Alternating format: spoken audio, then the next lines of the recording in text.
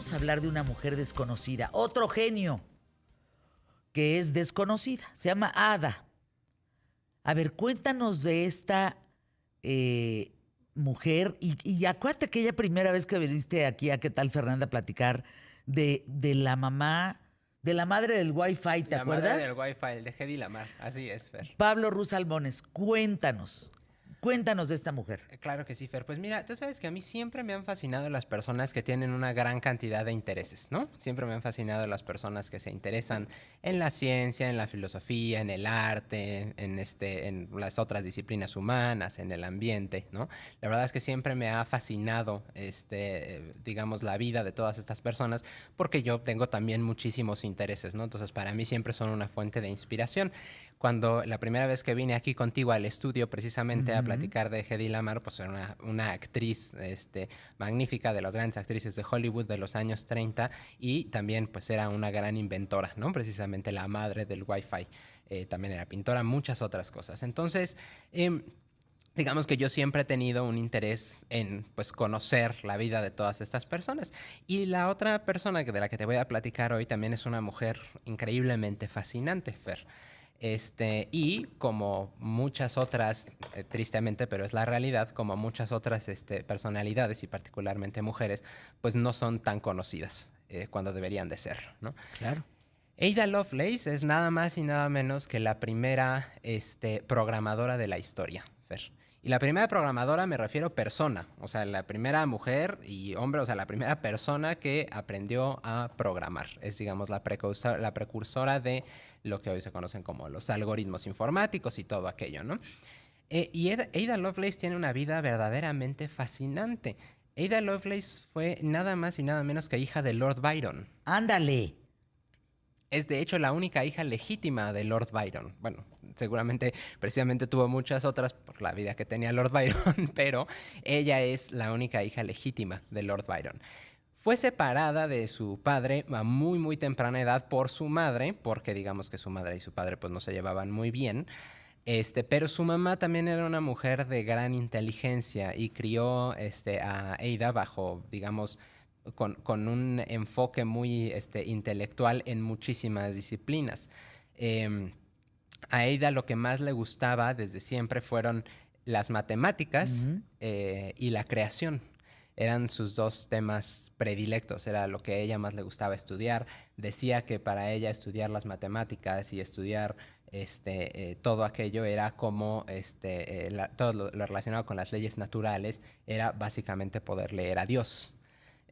Precisamente ahorita vamos a platicar un poquito más de la visión que ella tenía de todo este tema, ¿no? Eh, Comenzó a cobrar notoriedad cuando se casó con una persona, un científico de la Royal Society.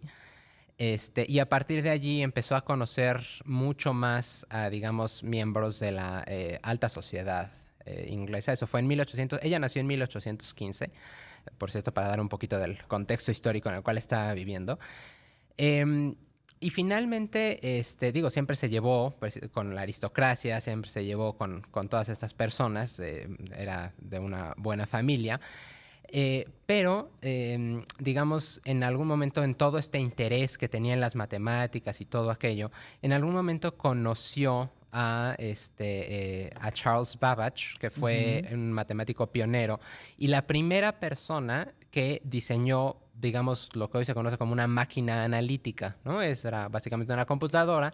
En su tiempo, por allá, por aquella época, pues no se le vio, digamos, la utilidad de manera directa a la computadora, porque pues a lo mejor el mundo no estaba listo para todo aquello. Pero finalmente, lo que sucedió fue que en un congreso en el que Charles Babbage presentó la máquina, un ingeniero italiano hizo unas notas acerca pues, de la conferencia y todo aquello.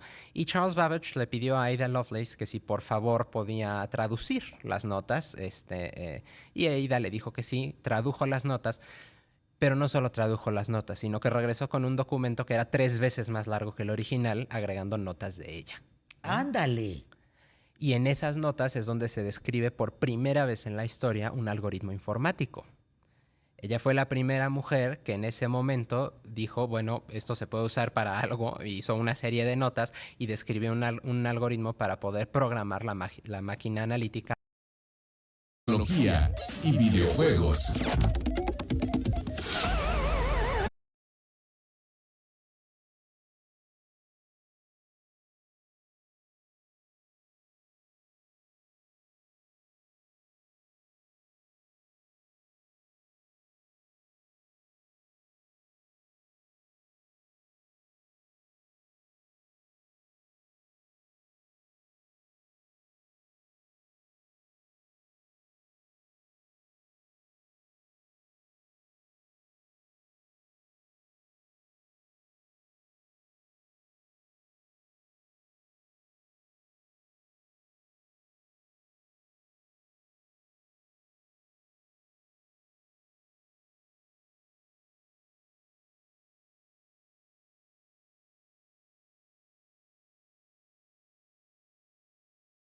Como en el caso de Pedro el Grande, por ejemplo, también tenía el emperador de Rusia también tenía una visión algo similar, que ellos conciben al mundo precisamente por conocer todas estas disciplinas, por saber de matemáticas, por estar interesados en las cosas pues totalmente ligadas, ¿no? La una a la otra, como si fueran cosas, como si fuera lo mismo, fuera básicamente estudiar distintos aspectos del mismo mundo.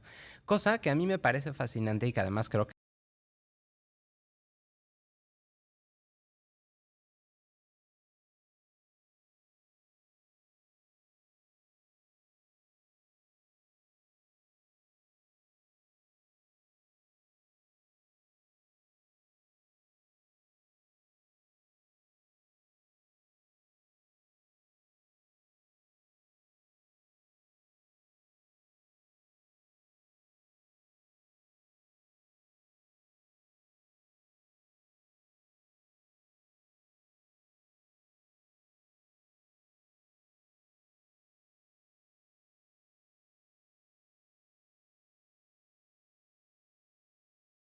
sí misma una mujer extremadamente inteligente, ¿no? O sea, su mamá era muy inteligente y su papá era... Más allá de ello, yo creo que ella se puso a estudiar muchísimo. O sea, desde muy temprana edad ella se puso a estudiar con unas tarjetas que tenían hoyitos y con eso le decías a la computadora qué había que hacer. Ese sistema está basado en un sistema que es el telar de Jacquard, que ella utilizó como base precisamente para diseñar todo este algoritmo. O sea, a lo que voy es que ella era capaz de ver el telar, ¿no? Un telar que pues se utiliza para lo que se utiliza un telar, y a partir de ahí, pues sí, ¿no? Y a partir de ahí decir, oye, ¿cómo puedo juntar esto con la máquina analítica de Charles Babbage? Eso no se le ocurre a cualquiera. O sea, necesita uno ser genio para eso y necesita uno también tener unos estudios profundos, digamos, en todas estas disciplinas. Y yo creo también que el ver el mundo como una sola cosa, o sea, el decir la religión y la ciencia son una sola cosa para mí, eso sin duda alguna, o sea, el no discriminar ninguna otra disciplina, Fer, eso ayuda muchísimo, porque te voy a decir una cosa, cuando uno discrimina otra disciplina, la que sea, el primero que pierde es uno. Por supuesto. Porque uno es el que se pierde de aprender. Por supuesto. ¿No? Además, te amplía el criterio.